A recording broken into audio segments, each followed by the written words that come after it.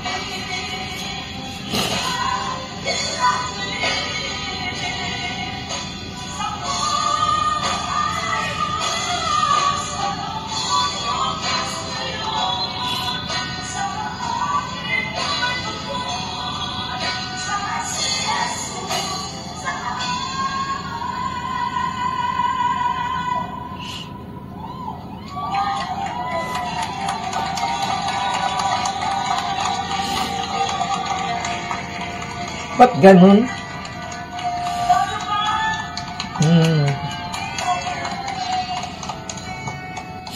Grabe, no? Kahit ikaw talaga manood ano ba yan? Naiyak ako talaga ba? Kasi hindi talaga ako, parang hindi pa rin ako mapakalim ba? Yung reaction kasi ni Idol Juliet, sobrang,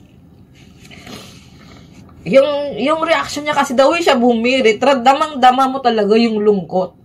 na meron siya. Kasi siya kambal na si ano, di ba? Ewan ko. Tapos ang kanta nila kasi yan. Naiyak ako. Ang kanta kasi nila na yan ay isa rin sa mga pinapakinggan ko dati na time na down ka ba. Yung ba, wala kang ibang sandigan talaga, di ba? Si God lang. Naiyak ako. Kasi damang-dama ko yung bigat na naramdaman ni Juliet. No. Sana all ganyan yung ate. Yung ate na wait, naiyak talaga ako ba? Yung ate tulad niya na ano, napagmahal sa kapatid, no? Yung siya kasing tipong ate na makikita talaga natin na hinihila niya yung kapatid niya. Grabe, hindi mapigil luha ako pa, guys. Naramdaman ko lang kasi talaga yung pagmamahal niya talaga sa mga kapatid niya. Tapos, yung feeling na tuloy ang buhay, na kailangan talaga bumangon at lumaban kahit na hirap, na alam nila talagang wala na, o yun nga, hindi na maibabalik pa si Mercy. Yung kanta na yun ay para talaga alay niya rin yung kay Mercy.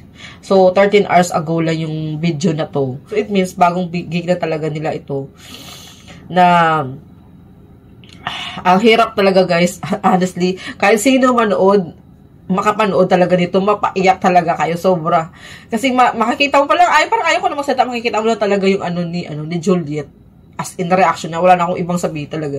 Makikita mo talaga yung reaction niya, the way siya magkanta, kung paano siya, kahit na bumibirit siya, damang-dama mo talaga yung, parang andun si Mercy sa kanya. Ewan, ang iyak ko.